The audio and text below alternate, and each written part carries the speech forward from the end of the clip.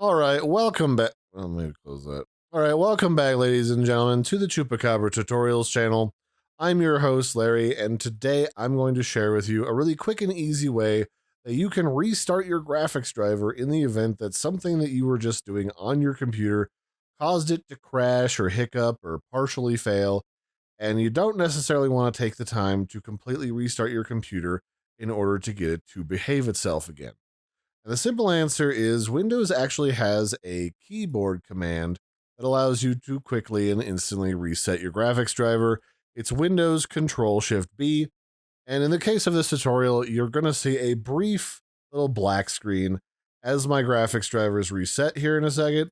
And then you will have if you follow along and reset your own graphics drivers, your graphics driver will reset automatically. So that's a Windows Control Shift B.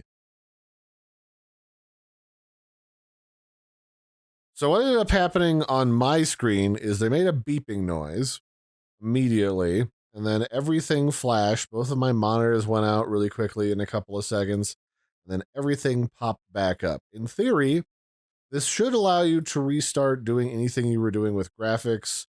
You may need to restart any games you were attempting to play before it'll start working properly again if they didn't outright crash, and you may need to restart some of your programs or reload whatever website that you were playing around with before you decided that you needed to restart your graphics driver.